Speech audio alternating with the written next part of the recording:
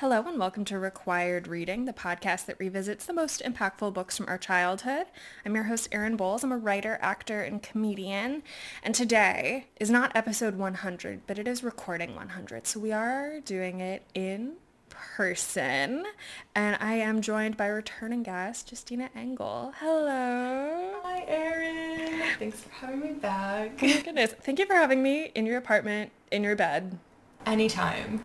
I'm so excited. I think I feel more confident this time because I have a lot less mom brain going on, and I actually could not imagine a better book to jump in with. Yeah.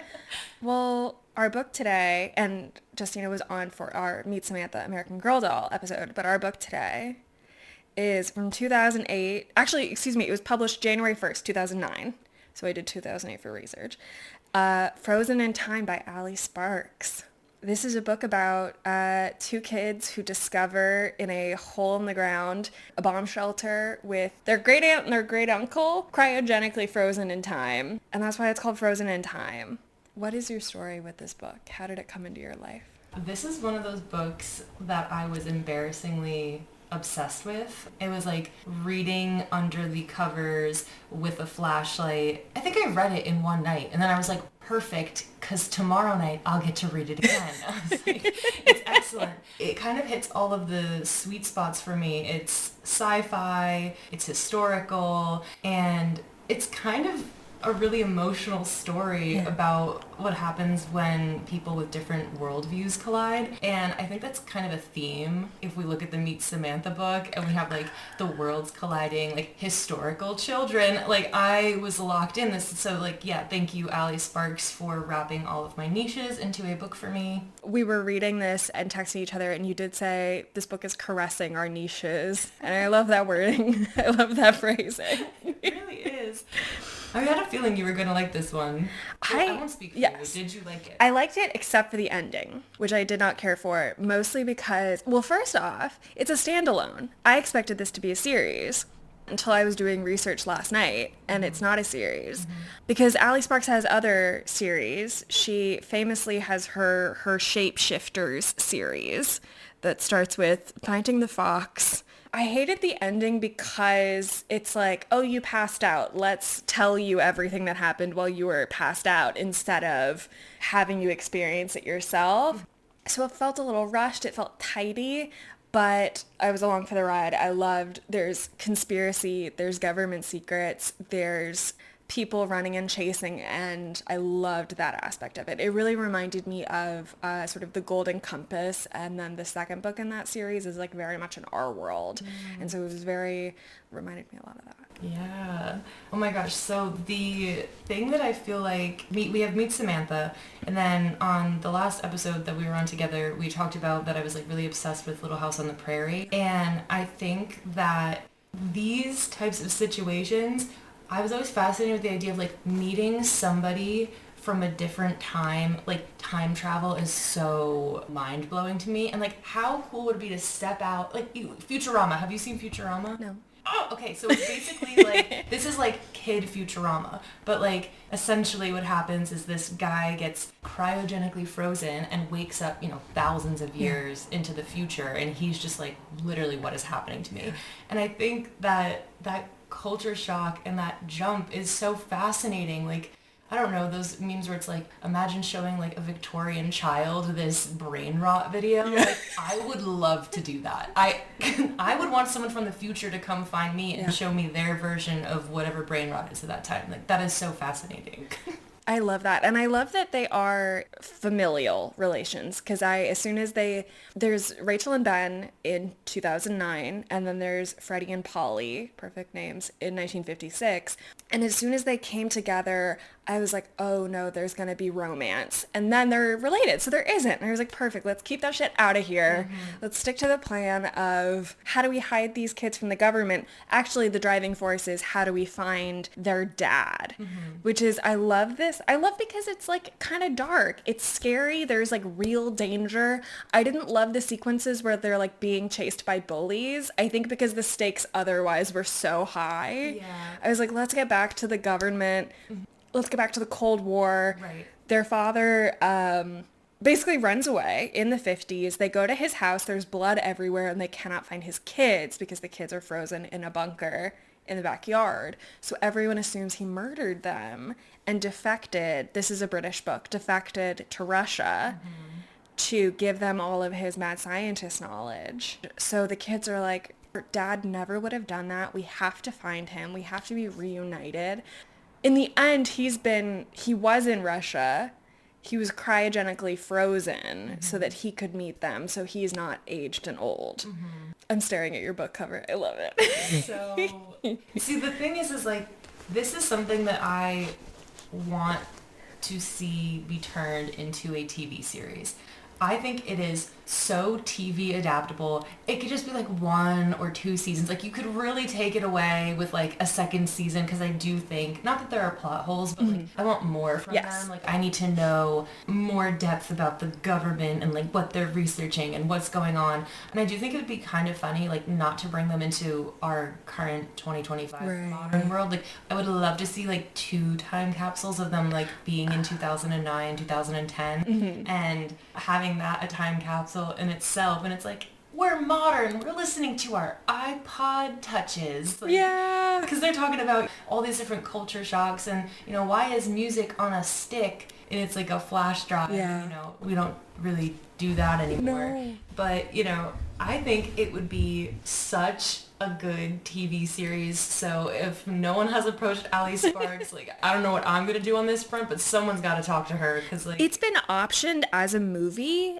but that doesn't mean anything. Like, it's just rotting somewhere, I bet. God, petition for this. I know. I love that you said TV show. There is so much like conspiracy that I want to get into, like, that I want more of. Again, I'm angry it's a standalone book. She's still publishing. She's still around. And she, like, I looked on her website. I looked at some interviews she did, and she's very much like, I don't know how they come to me. I just like start writing, and, you know, I just kind of go with the flow. And she started her About Me page on her website is very cute. Like, a lot of strong voice. But she wanted to be an actress, and then and she knew that since she was 4 years old. She starts writing around 6 just to like make her friends and family laugh. And then she like works backstage in the West End. She becomes a reporter in her hometown. She goes into radio and writes comedy for that. And then I don't really know like how she lands in writing fiction and prose, but she talks about it as like it was always there and somehow I just never saw it. And I was like meant to do this, and I landed, and it's perfect. She like posts pictures of like, this is my garden and this is where I write, and it's so her. Cute. We gotta get her on the podcast. I'm gonna send some emails out. Something that I love is I think that she's a really efficient writer, but I say this as like a really high compliment. I see so many books where they're dragging it. Dragging it. And it's like, this is a pretty short book. I mean, it is a youth novel, but it feels really full. Like, it is a page turner. So much happening. There's like mystery, there's family troubles, there's moral questioning, we have time displacement. It's never dragging. Like, there's something on every page, and I think that the characters are all super well written, and this is something that I would fear happening if like Netflix adopted this into a TV show, is that the kids that were frozen, like, they're not stupid. Like, they have agency, they're genuinely curious and stunned by the world around them, but they're not like, oh, cargo. Like, you know, so yeah, there's a lot of like, they make sense of things based on what they were back then. I like the culture shocks in the beginning, and then the contemporary kids get tired of it, and they're like, we gotta, come on, man, we can't just stop and stare at everything. The one that I really did like is they're like, that poor man is talking to himself, and it's like, no, he's got like a Bluetooth in his ear and he's on the phone. Because there is a guy at my office who is constantly on the phone, and the one time he talked to me, it did take me 30 full seconds to be like, me? It's not the AirPods? It's not, especially because he's so loud when he's on his AirPods, so God. Nevertheless, that was, I think, one thing I was like, that has not aged at all. No, like, it was still so... There's, like, little things where, like, Freddie is a little sexist, and Rachel has to be like, come on, man, we gotta talk about this, come on. Which I really liked. Yeah, like, that is unacceptable. The one that always stuck with me was They said something about the soap running out for the dishwasher, and they were like, so send the dishwasher to the store to buy more soap. Like, what are we doing? And they were like, what are you talking about? Like, the dishwasher. And they couldn't, fathom that this machine was washing the dishes for them. But now, every time I wash dishes, I'm like, send the dishwasher to get the soap. Like, I'm the dishwasher. I want a dishwasher. I want it so bad. We had one, and then we moved, and now we no longer have one. And it just feels like if we didn't have one to begin with, it would have been fine. But now that it was taken away from It's us, the knowing. it's knowing what life was like on the other side. Yeah. And you're cooking and stuff for 3 people instead of 2. So it's even, and she can't help, the little baby. As much as I try to make her help, she just refuses. Guy, the laziest 16-month-old ever. Ugh, she's not even here. She's not even holding the mics. Unbelievable. What would she use? Tiny sound tech. I don't even know what she does all day. I swear to God, she has a social life. People literally stop her on the street like, hi, Lou, like, so good to see you. I'm like, who the hell was that? Like, what do you get up to in your free time? I have no idea. I love that. But I liked that, like, Allie Sparks, genuinely, I'm reading Vampire Academy for the next one. Oh my God. I have to close that. Very fun. But I like that Allie Sparks does not pull punches in terms of, like, Freddie and Polly are going through some, like, their bodies are changing. There's, like, some side effects to the machine. And Allie Sparks does not pull punches in terms of, like, it's a little gross. Like, Freddie's fingernails fall off. I am not a squeamish person, but that really got me. Yeah. I like that she doesn't pull punches in terms of, like, the government has secrets and can be lying to you.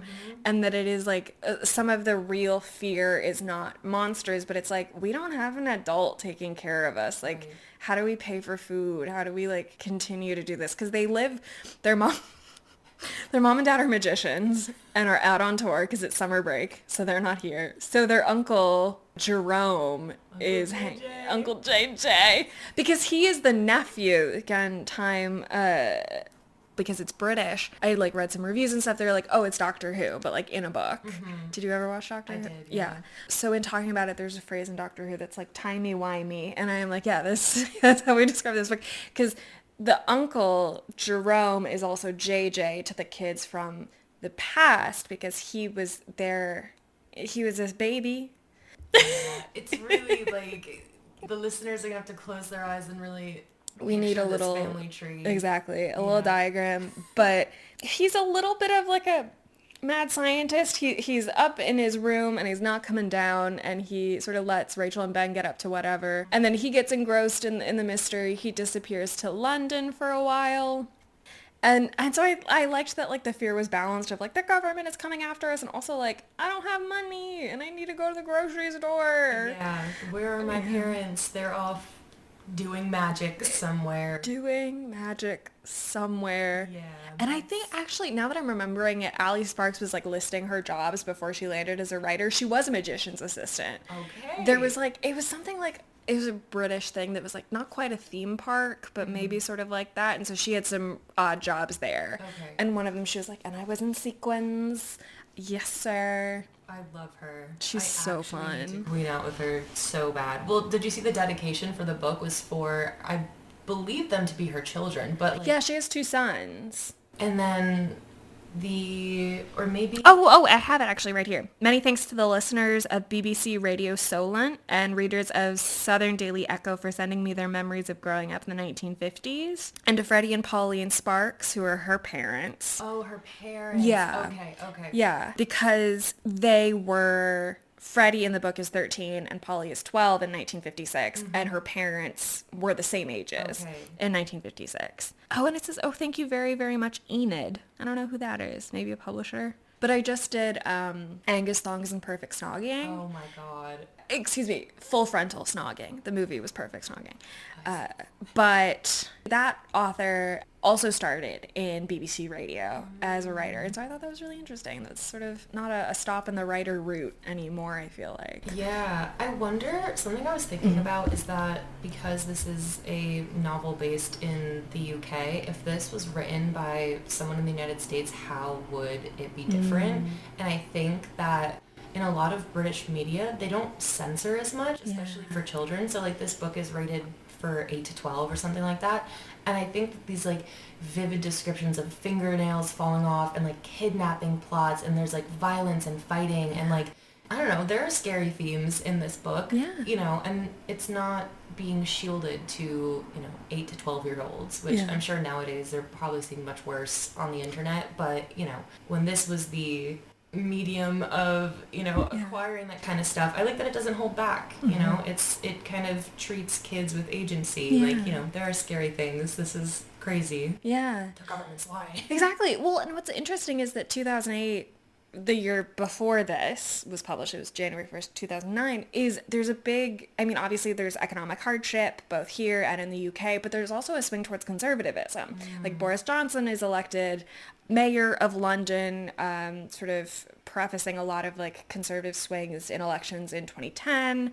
A lot of people are like resigning. Like I think the head of the police in London resigns because he's like, I can't work with this guy. The other thing that happened in 2008 is there is a inquest into the death of Princess Diana, which is 11 years beforehand. Starts in 2004. That's basically like everyone thinks the royal family did it, and we have to look into it. We have to like put it on trial, and the jury finds that there's no cover up. It's just gross negligence of the driver and the paparazzi pursuing her.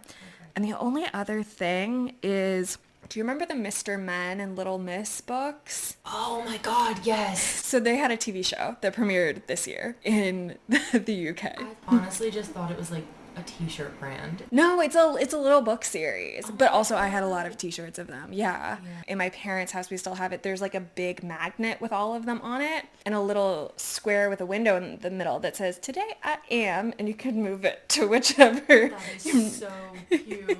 It's really, I like going there when my boyfriend visits and he like just moves it in his very, very quiet way. I don't know. It's such a little thing. I have to get myself one of those. Just It's for, so like, cute. You know, self-reflective purposes. Exactly. What am I today? Yeah. Yeah. What am I today? And then, but I think like, again, with Angus Long's Imperfect Full Frontal Snogging, it gets banned a lot in the US, not because of like, there's some sexual content, but mostly because it's like, she's poorly behaved and she's gonna like make all the American kids annoying and rude to their parents. That's the big one, rude to their parents. So I do think like, the fact that they jump in a lake or something at one point to like get rid of the bullies and they are in a rush. So I think it's like those things that might actually be censored. And there is like, I don't know. It reminds me obviously a lot of the X-Files, which started I think in 93. But that was definitely like, that was a huge thing in my childhood and gave me definitely this mindset of like the government can be bad and can lie to you and to question authority and question your sources. And so I bet that probably influenced your way of thinking about the world also. Is your book the US or UK version? I have no idea. Mine is a EPUB that I got off the internet. And it has a really ugly ass cover. Weird. Yeah. I like yours a lot better, where they are looking at them in the tubes. Yeah. And then there's a puppy. I'm confused because like it says 2009 in the book, but then, you know, on my book cover it says 2010. And then when I was like researching some stuff online, like it would flip back and forth between saying like, oh, they are unfrozen in 2009, and then in my book it was saying 2010. So I'm wondering like, and mine is published in New York, so I don't know if I have the US version and maybe it's slightly different than the UK. Let me see, because mine starts in 2007, but I think that is like, is that when they're frozen in my book in 1956. Yes. And there's 53 years that they're frozen. So I think it's 2009 in mine. But then what is 2007? Is that the beginning of the book? Yeah. When they're, like shaking each other's hands on the street and you're like, who are these people? Yeah. I liked that they're like, you're firmly rooted in Rachel and Ben's perspective, and then every once in a while you're like in the Kremlin, underground, and there's like, I love sort of spy content that is fun and kind of mischievous, and I feel like I've just been thinking about this a lot in general. Like I feel like that is sort of a hallmark of the aughts. Charlie's Angels, even like totally spies, Kim Possible, all sorts of stuff that I think, other than like Mission Impossible, which is obviously like a gigantic franchise, it doesn't feel as present anymore. And that's sad. Let's see. Yeah, like I think that kids TV has cycled through a lot of themes, so I absolutely agree. Like Spies was a big one. Mm-hmm. I wonder what is the theme? Like, I don't know, there's like Paw Patrol. Which like, I don't know, there's like Marvel. I'm just seeing a lot of like propaganda machines.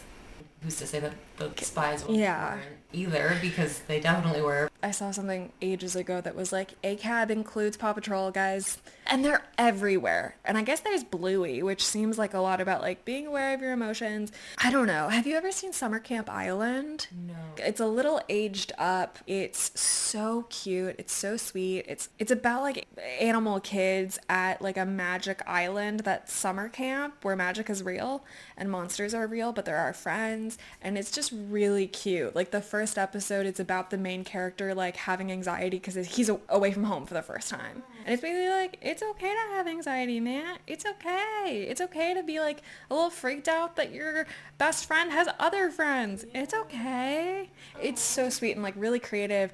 And did you ever watch Phil of the Future? No, I wasn't really a big TV watcher. The creator of Summer Camp Island is married to Phil of the Future. I see. Who had her, she started before. Oh, okay, and they I don't know when they met, but I'm making up plot lines in my head for these people. I'm like, and then. But we were talking about nepotism recently. That's true. That is true. We were talking about that. You were robbed. It's just funny to me that like multiple people have said, this girl on the Pit, I thought that was you. Like, that's your type. No, it's like somebody paid a lot of money to push Erin out of this casting. Well, I didn't go out for it. I feel like I've gone out for a couple HBO shows, but I can only remember I did a tape for Mousy Girl for Sex Lives of College Girls. Not Mousy Girl. And I got it and I was like, yeah, I can do this. It was one of the ones where I was like, I got it, let's do it. And it was like, I think maybe a one-liner. It was like, delivery for Erin or something. That was it. But I loved it. But I think this is what I texted you about, that I prompted you to say caressing our niches, because Ben and Rachel, this is very early on in the book, Ben and Rachel, they find the bomb shelter. They go in, they find Holly and Freddie like frozen. And they're like, what is happening? And so Ben says she doesn't look dead. Maybe they had a way of preserving them, embalming, like the way they did with Lennon and Eva Perón. My favorite fun fact to just toss out is, they pickled Lennon, because they did. My mom is a Soviet studies scholar, so I just got some of these facts. Until you texted me this, so it was like really great new information, and also I was like, yes, Erin, yes. How did I know you would find something in this book that you're like, wait a second? Fun fact, they pickled him. I wonder what they do. Oh no, I guess they're embalming the saints that they keep in churches in Italy. Like, I know you could just like walk in and see a body that's been there for like 30 years and everyone's like praying over them. I'm like, all right, that's so crazy. But another favorite fact that I want to eventually start a history podcast that's just like, here's some crazy thing I Googled. There was once, it's called the Cadaver Synod, where the Pope was like, a previous Pope did some bad shit, so we're going to dig up his carcass and put him on trial in the Vatican. Right. And of course they found him guilty, and then I think they threw him in the river. And I'm listening actually to a very good audiobook about Henry VIII and his wives. And I'm having a lot of thoughts about it. Right. So Henry VIII at one point, crazy guy. At one point he's like, I want to dig up this religious guy, Becket, from like the 12th century, dig up his bones and throw him in a literal dung pile. Yeah, why not? They just tossed that in while I was driving to work this morning.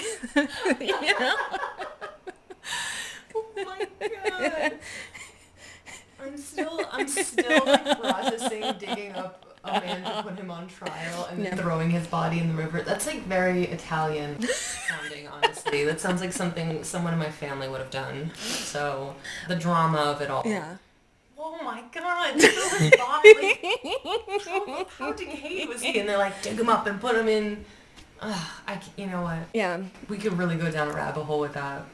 There's a nonfiction book that I have that I still have not read called The Bad Popes. Okay. that I'm just very excited to get into. There's a woman in like ancient papal history called Marozia who I like need to write a screenplay about one day. Even the nuns. I know. Well, and episode 100 gets at what I think was the start of that, the Your root. nun root. I like the way that this book explores Polly and Freddie's relationship with their father. He does experiments on them, but they're like, no, we volunteered for them. And Rachel and Ben are like, that's still bad. Yeah. And there's this idea that like they had been left. They don't know if their father did defect and was a spy. They don't know if he died immediately, like he hasn't been heard from. And there's this idea like that they had been left. Something that I kind of focused in on is because I was thinking a lot about the last episode that we did, and we talk about how much we love things set in other eras, you know, time periods. And, you know, this was one of the first things that I read about someone who was like physically pulled from their time. So I was kind of exploring there's the literal versus the emotional type of displacement. So if you have Futurama, for example, or have you played Fallout? The video game? Very briefly. I've also seen some of the TV show. Yeah. Okay, yeah. It was So- like my boyfriend put it on the game and I was like, I don't know how to work this controller. It was like much more of a logistical Right. all thumbs. So good. One of my favorite games of all time, Fallout 4, but like Futurama, Fallout, Frozen in Time, these are all literal time displacements. And so, you know, people are physically dragged forward in time and they're still themselves, but the world is unfamiliar and it's super alienating. And they have to rebuild an identity in a context that makes no sense to them. And I think that resonated with me deeply. I kind of found myself relating more to the kids that were dug up rather than the modern kids from 2010. But then you have the emotional. So like in Meet Samantha and Little House on the Prairie, you know, those girls are not technically time travelers, but I would say that they either feel too modern or they like act too aware or too rebellious for the era that they're in. So they're out of sync with the expectations of their time, and that's its own kind of time displacement. And I think that feeling out of place was very, I don't know, it was a impactful theme for me personally. And so now I'm wondering, or did you relate to any of the characters?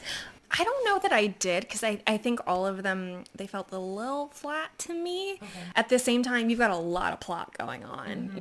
And I think I enjoyed that they set up this dynamic between Freddie and Rachel. And we set up Freddie and Ben spend a lot of time together. Polly and Rachel spend a lot of time together. I wanted a little bit of like Polly and Ben just because I feel like that was the one dynamic that we didn't quite get into. But I loved what you're saying about feeling different because I think that it's in so many books, it's in every single one.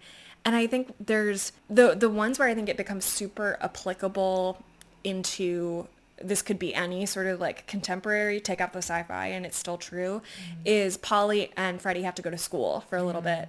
And there's the scene where each of them like introduce themselves as the new kid in class. And there's like comedic moments because Freddie's like, oh, I took hunting and I know how to cut stuff up. And because they lived on a quote hippie commune and it is fun to be like, oh, you haven't like, obviously you don't know about, like, you know, the civil rights movement and like, you know. Where's the corporal punishment? Exactly. So I think that felt really true. And I think you said this, I think, right as we were starting, but it is like, how do you connect through different viewpoints? And there's also, I liked what you said about crafting identity because there's these things where Rachel is like, Polly, your outfits are for babies. We can't have this. And I think part of me was like, oh, New Girl like hasn't come on yet. ModCloth isn't big yet. Right. Polly would go crazy for ModCloth. But I think it's she's also just like 2 years too early. Like she's ahead of the curve. She is a trendsetter. Perhaps she actually sparked the movement. You know, they saw her like, that girl's so weird, and they're like, wait, she's onto something. Because everyone wants to hate on a weird girl. Yes. And so they emulate her. And that's how it starts.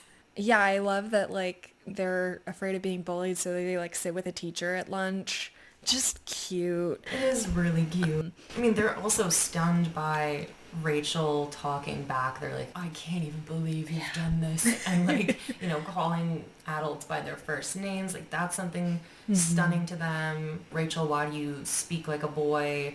Why are you dressed so casually? I mean, I wrote down all of the culture shocks. Oh, perfect. It's extensive. There's like the technology. They got the mobile phones. Like, is this a spy device? Like, Ben takes a photo. They're like, this is witchcraft. Because why is the photo appearing instantly? Like, they had dark rooms. Yeah. That makes no sense. They think the computer is a library was swallowed up in a machine. They are like, where's the books? And how do they fit all the books in that box? That doesn't make any sense. And there's microfiche, which love. Yeah, the like flat screen TV, they're like, can the actors see us? Because, they have the little black and white TVs. They're suspicious of fast food, candy and sugar. They're like, why are there so many choices in the dairy aisle? Yeah, microwaves, I remember being a big thing. And death ray ovens. Death ray ovens. Which, you know what? I am suspicious sometimes. I'm like, how does it get so? I like what they talk about there's like TV dinners a lot. They're eating mostly fast food. And that's because like Uncle Jerome isn't taking care of them. Their parents are gone. And for some reason, I'm like, to me, that is like the pinnacle of neglect. It's like frozen food for some reason. And I love that there's this ongoing thing of like the kids from the 50s are like, they have fast food and they're like, oh, this is good. And it's bad for me. I loved that not only is this sort of like a novelty, but it's also you learn a lot about what was it like in the 50s and that like meat was a lot harder to get and basic things of like what would the supermarket be like back then. I appreciated that a lot.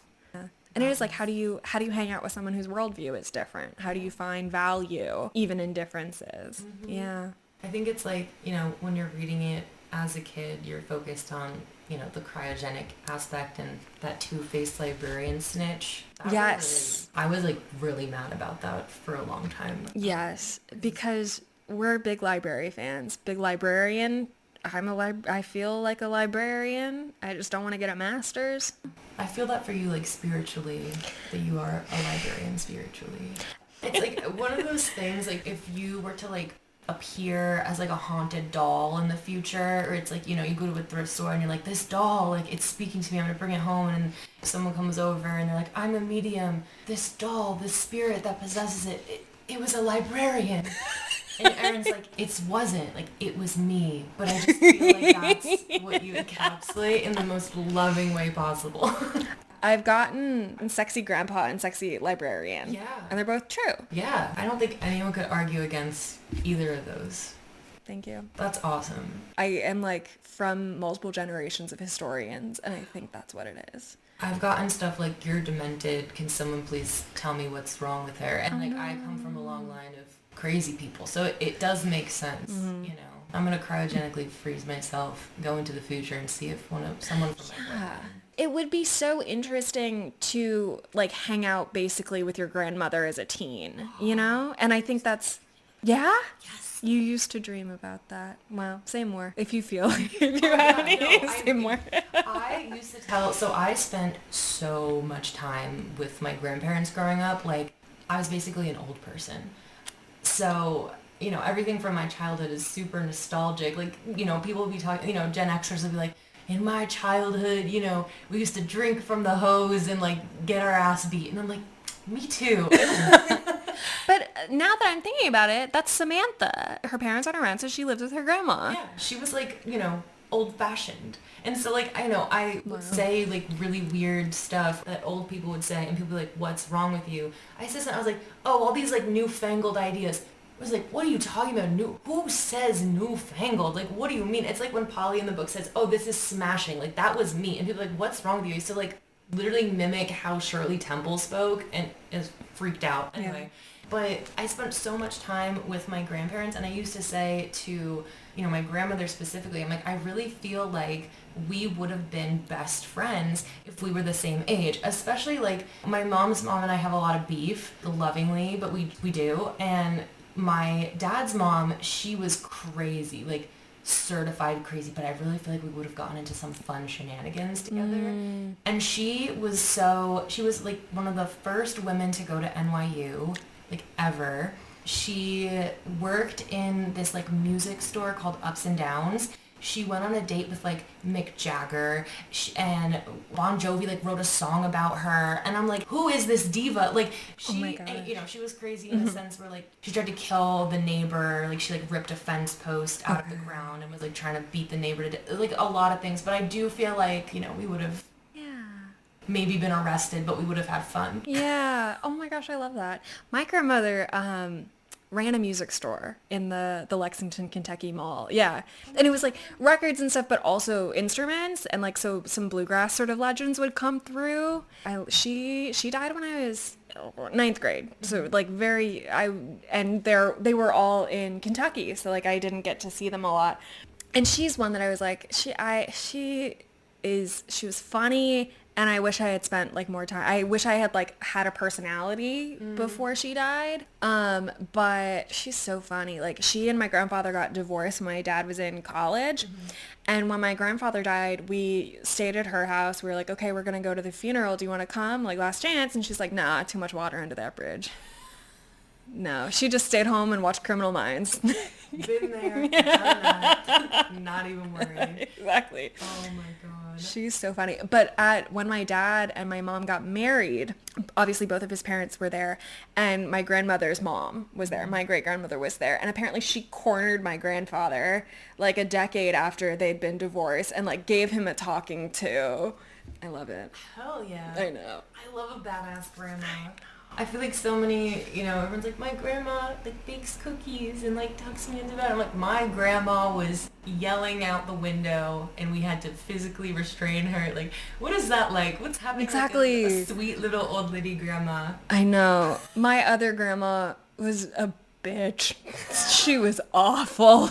This is like, I need to know what they were like when they were younger. You know, did you lose your filter because of your old age? Or like, you know, they feel like they can get away with anything. Yeah. 'Cause that's like, you know, I want to slowly become more and more unfiltered. I want to be like 65 and be like, grandma, I mean, 65 is not old. What am I saying? I want to be like 80 and they'll be like, grandma, you can't leave the house topless. And I'll be like, I can't. Shit. I'll do what I want. You know, like, you know, I think if I get past a certain age, like I'll take smoking back up. Like it just feels right as an old person.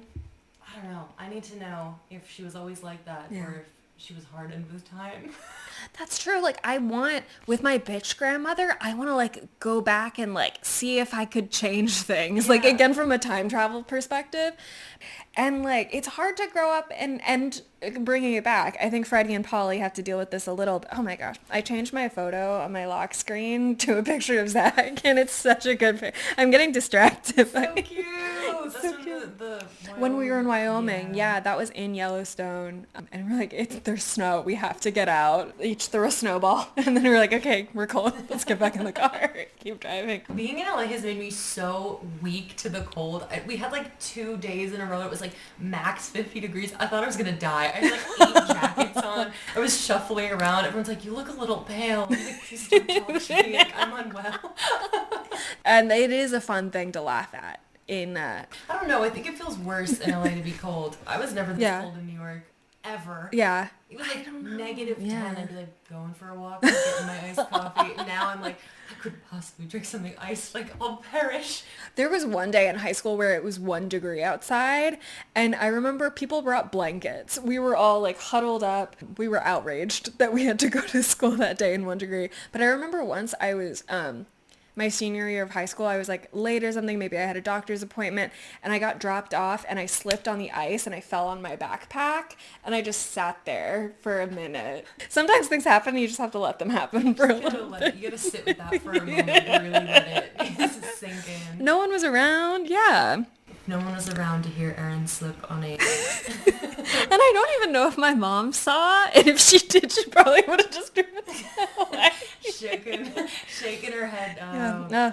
One time when I was in elementary school, my mom put a can of cat food in my lunch, and I got home and I was like, Mom, you accidentally put a can of cat food, and she's like, no, I did that on purpose. Oh. And I said, why? And she goes, well, I want your friends to laugh at you. Oh, perfect. Thank you, Mom.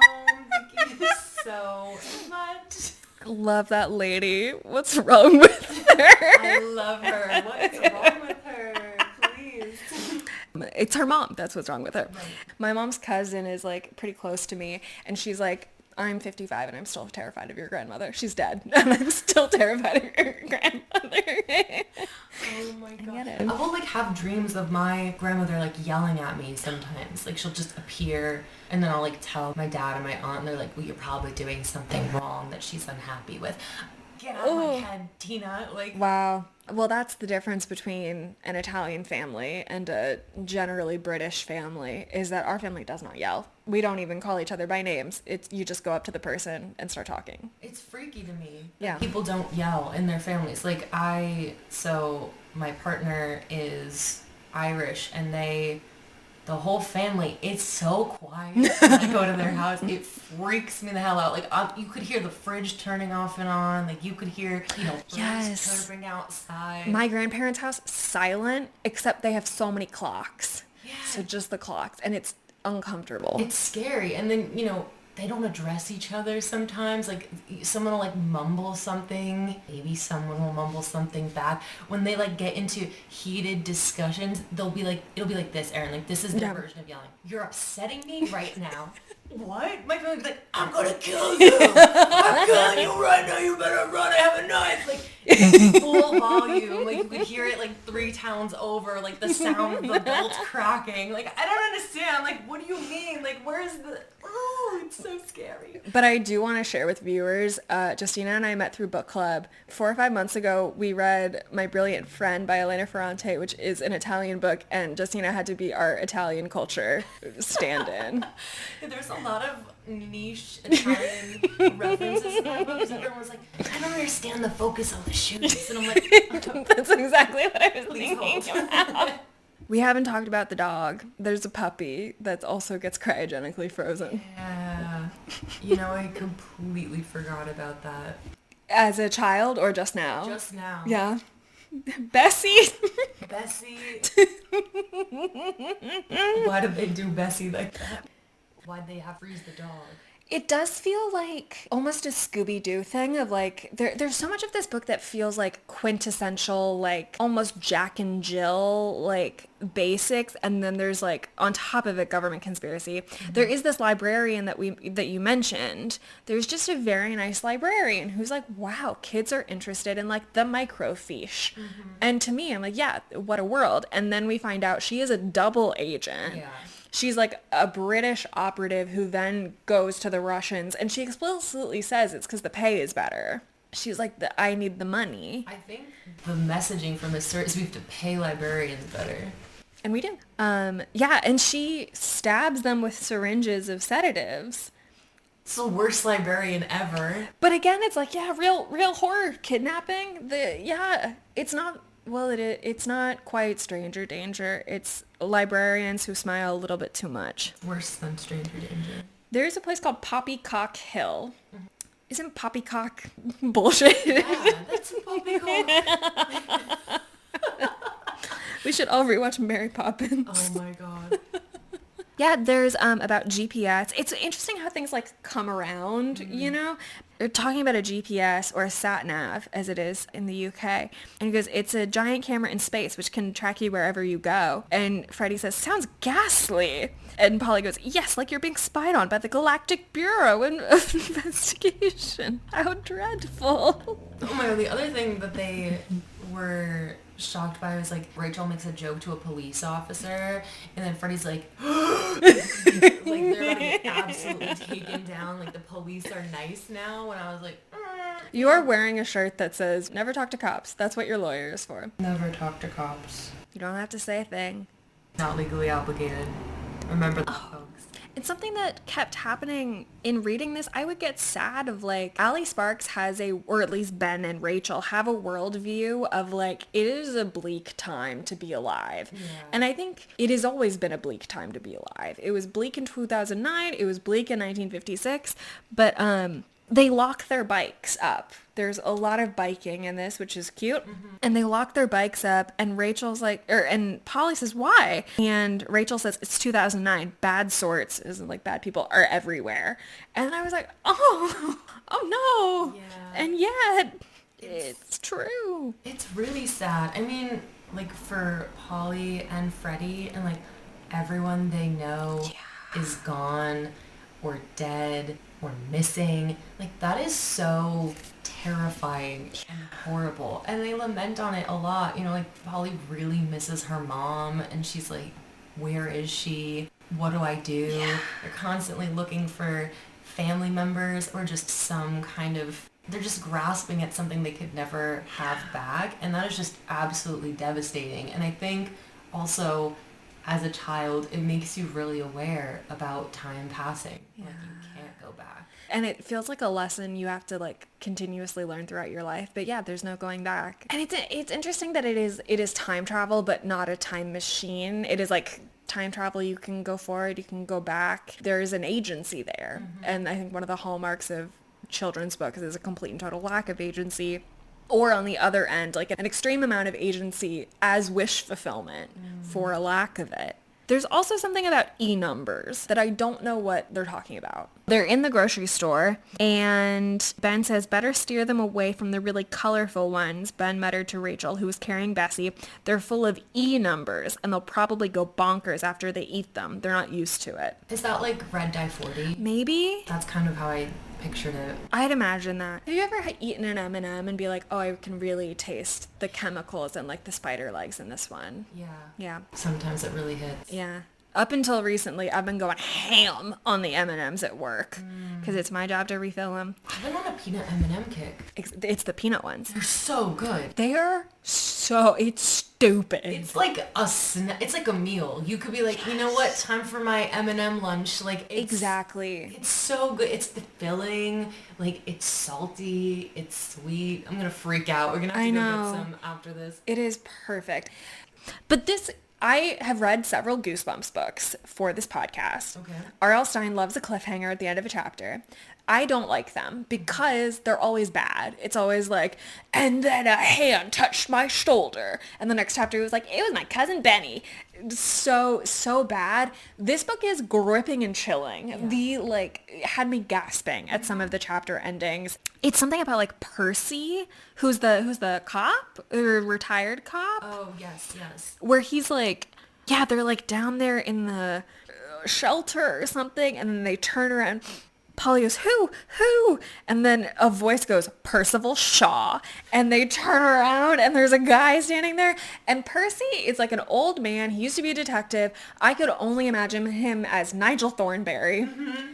You too? Yeah, you know what? It's like the whole accent thing. Like, it's me, Percival Shaw. And maybe they said he has red hair. I don't know. But that is, again, we often have mind melds. We really do. It's really freaky. I'll like have a dream and then Aaron will text me, like, I've had this vision. I'm like, really? I think you accidentally put it in my brain. Oh my gosh, that's just like Vampire Academy that I'm reading. Vampire Academy is like every single TikTok vertical show that you've ever seen. Guilty pleasure. Yeah. Those advertisements, they get me because I'll be like, this is so stupid. Wait. What do you mean the billionaire heiress is being pushed down the stairs? Like, who will save her? There are some that I'm like, oh, this is horny and I like it. There's one that's like, how could a jock love a fat girl? And I mean, gross. Yeah, it's wild. I love seeing the behind the scenes from the actors too. Like, I don't think I've seen any of those. I think they're in the mindset of like, this is camp. It's camp, and I think you get paid a lot. I saw one once, maybe I told you this, that I saw one on Actors Access that was like, my 3 werewolf stepsons, and I couldn't audition for it because it was non-union. No. I really want to know about my 3 werewolf stepsons. I do too. There was one that I saw that was like falling in love with like the hockey captain or something like that, and it was like this kind of like...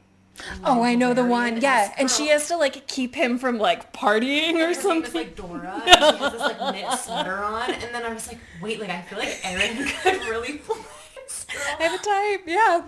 I saw one that was crazy where it was like this girl with the most god-awful wig, and she has like an evil billionaire sister or something, and she has to go into the military. I don't think I've seen this. I don't know how that came into it. It was just the wig was so bad. I was engrossed. I can't. Those was like My Alpha. Like, that's the one. Yeah. Tune into Vampire Academy in like a month. This interests you. You'll be interested in the next episode. Tune in to find out Actually, and I'm just making these connections now, the Cold War can feel a lot like the aughts and the post 9/11 world. And I think that there's something very apt and astute there, because Percy is talking about the 50s, and he says it was very bad times in the world. Nobody trusted anybody. And that reminded me so much of Rachel's line of bad sorts are everywhere. Yeah. It's just the world that we live in. Those are formative things for children. Do you think that there were things in this book that held up better than you expected? Oh, I don't know. I think some of the gender stuff felt a little trite to me, I guess. But I think it's also good to be reminded that this is still very present. Yeah. Polly and Freddie, it is not insane that they would be, if they had not been cryogenically frozen, that they would be alive and would be a part of Ben and Rachel's life. And what's also nice is that Freddie can be corrected very easily, because he's sort of the voice of light misogyny. Right. And it's nice that actually I sort of wish that maybe they spent a little more time on it, of breaking down that ideology. Mm-hmm. And of course, it's they get to a point where they're we don't have, like I said, we don't have time to go into all of this stuff. But they kind of do almost a cut to black, or they're we'll get to that later. Right. That's why I think this would make a really good TV series, because then you could kind of explore that further. Mm-hmm. Yeah, there's a lot of room for deeper exploration. I think it's a good messaging to kids, though. It's a lot, I mean, maybe not now that their parents are the ones perpetuating that necessarily. I know that obviously it still exists, but this is a whole allegory for empathy. 100%. And I really love this book. And then, oh my god, something I was wondering is if you could pull someone from your past into present day, who would you pick? Character, historical figure, who would it be? I don't know. I think there are so many historical mysteries that I want to untangle, but I can't think of anything right now. Of course. What would you do? What would your answer be? I am immediately Joan of Arc. Get her up here. What's she up to? Oh, Katharine Hepburn. I just want her to be mean to me for a little bit. Yeah. I hear you. I love her. You know what, for someone asking the question, you'd think I have an answer, but I don't. Yeah. I really had a fascination with Amelia Earhart. Sly. Eaten by crabs. What happened to her with the crab situation. That's so funny. I'm sorry. It is, yeah. I want to untangle some mysteries. We'll just have to, it'll come to us. Mm-hmm. We'll be texting in 5 hours, exactly. And it'll come to us. I want to know my grandmother a little bit as a young kid, or a younger person. Ooh. Mm-hmm. I would want to bring Liza Minnelli here now at our age. So Liza would be our age currently in hanging. Oh my gosh. I just feel we would really get along. We would go crazy. I think there's some people where it's I would love to, oh god, it's the Doctor Who episode where they bring Van Gogh to his, that is what television was made for. Yeah. That is one of the best episodes of TV ever made. Yes. And that was the season that I came in. That is very much that's my, oh yeah, Freddie comes in with his hair gelled in the perfect 2009 way. Let's get that boy frosted tips. Give him some frosted tips. Oh, I loved that their undercover last name is Robertson. That's my middle name. That's my mom's family name. Yeah, it's so personal. Yeah, what do you think surprised you the most in revisiting it? What do you think held up better than you thought? It's very of the times. I think it is very aggressively 2010 with the types of mobile phones and iPods and MP3s. We don't really know what technology is going to hold up over time, and I would wonder how they would do it now, especially because people have really embraced a lot of nostalgic aspects. We have a whole vinyl collection, so they'd be yeah, that makes sense. Yeah. TVs and vintage items. Also the fashion of the time, leggings, and no one curls their hair. I just think that this isn't true.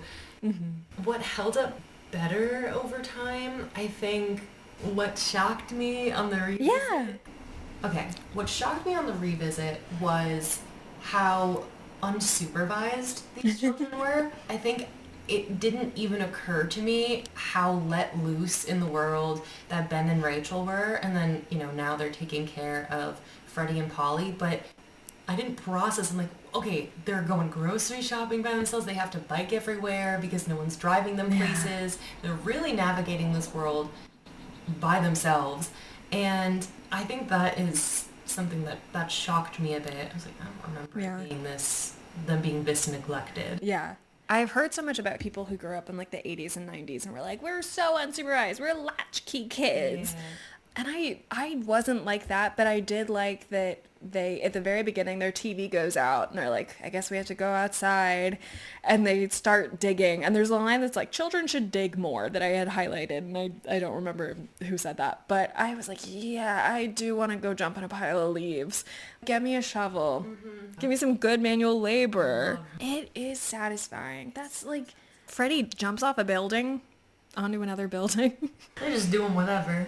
Do you think being a parent has changed your perspectives? I think, like, obviously how unsupervised they are, but anything sort of in the book? Yeah, I mean, I think that Lou needs to be outside more. Mm. I think I need to be outside more. And rereading this made me think about the time period that I read it in my life. Mm-hmm. And that was a time period where mostly all I was doing, it was pre me getting a laptop. Yeah. So I had a flip phone. And that was it. And I would just read books and play outside. And I think that really helped my imagination expand and helped me really appreciate books like this and get into a lot of historical things. And so also reading it and seeing how boredom creates all of these crazy adventures. And I really try to take a step back and not be a constant source of entertainment as a parent, and I want you to be bored and I want you to figure it out. Unfortunately, we're in the stage where that means boredom is destruction. Mm-hmm. But once we move past pulling all the books off the shelf and ripping the covers off, we will hopefully get into a more creative outlet for these feelings. Yes. Licking the floors. Yeah. Have you read Phantom Tollbooth? Yes. That's all about the beauty and boredom. There's a moment where Polly coughs into a handkerchief and everything is red in it, and I was like, I've seen Moulin Rouge. Classic. We know that's bad. Tuberculosis. Yes. Tuberculosis. That's why my grandpa only had one lung. Whoa. Yeah. When he died, that man had 9 fingers and 1 lung. He lived. Yeah. Well, I feel like that's all I got. That's all I got. Would you consider it required reading? I would say this is required reading. Yeah. I think it's fun. As a lover of Scooby-Doo, I feel like you're not going to get the thematic content in Scooby-Doo that you are here. Mm-hmm. I like what you said, that it is sort of like an ongoing exercise in empathy, which all sort of fiction, in my belief, is. Mm-hmm. We see a lot of books in sort of child literature that can be great starting points for broader genre. And I think that's something that's great about this. And I think it makes a big idea very accessible.